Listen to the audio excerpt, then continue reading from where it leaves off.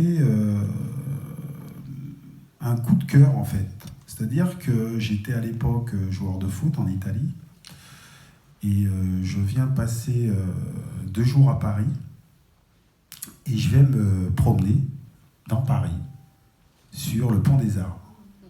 99. Et là, je me dis, mais attends, qu'est-ce que c'est que cette histoire? Tout d'un coup, j'ai une attirance en fait, mais vraiment physique. Ah oui. Et donc, je traverse le pont, je me dis, ouais, c'est magnifique. Et puis, quelques heures après, je reviens sur ce pont et je reste des heures près du guerrier Maasai. Parce que j'avais l'impression que le guerrier Maasai me parlait.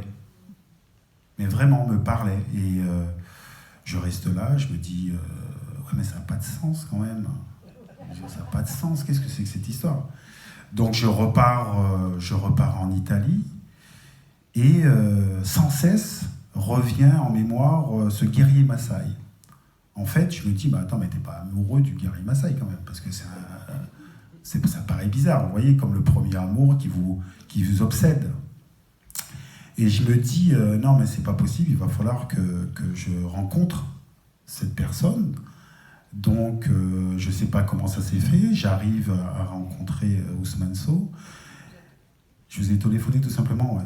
Et donc, là aussi, pareil, tout d'un coup, je suis surpris par sa taille.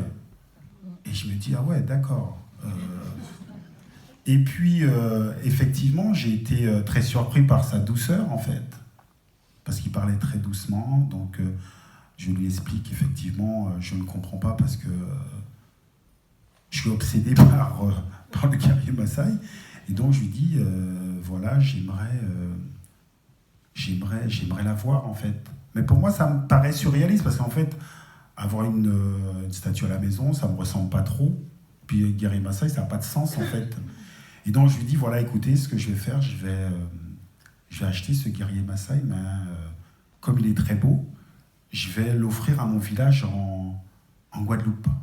Il me dit, ah non, c'est très bien. Je dis, oui, c'est sa place, je suis persuadé que c'est sa place, parce qu'il y avait un lien très fort entre les Antilles, l'Afrique, ce guerrier Maasai qui est debout, qui est d'une grande fierté, qui n'est pas agressif, et en fait qui dégage une force intérieure assez incroyable. Et donc il me dit, oui, il n'y a pas de problème. Et donc il me dit, voilà, moi je vais participer aussi au fait qu'il aille en Guadeloupe. Et donc on va faire en sorte qu'il va payer le voyage et tout ça. Je lui dis, bah, attendez, mais, c'est surréaliste quand même. C'est-à-dire que l'artiste paye le voyage du guerrier Maasai. Et donc j'en parle à mon village, et je dois avouer que le maire n'a rien compris en fait.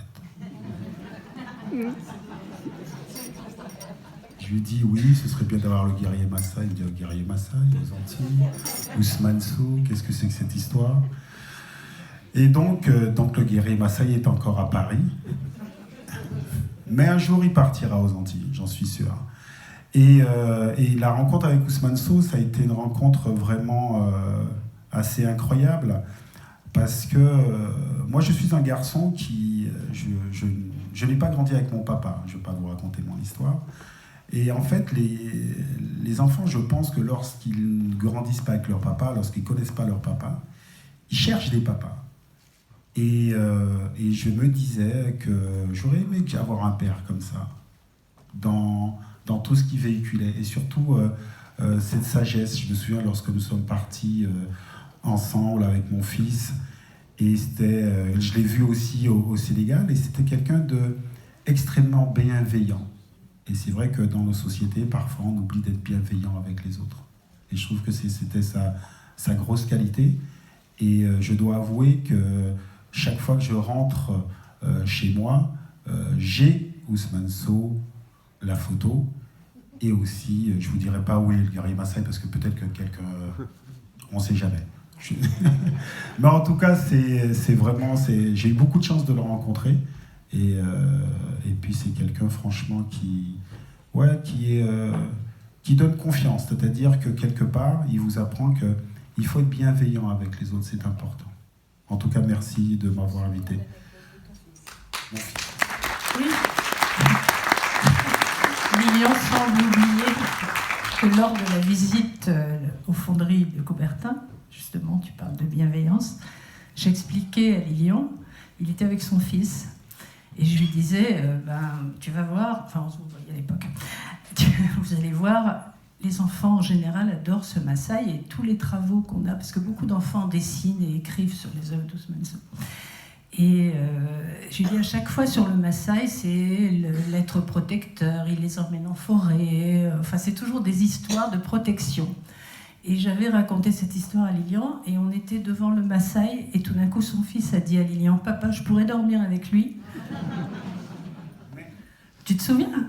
Maintenant que tu me dis ça, mais c'est vrai que très souvent, quand les enfants arrivent à la maison, eh ben, ils vont tout prêts. Ouais. Et en fait, moi, ce qui m'a interpellé, c'est ça. C'est-à-dire qu'on a vraiment cette impression d'une force tranquille et qui vous dit ne t'inquiète pas, ça va bien se passer. Voilà. Germain.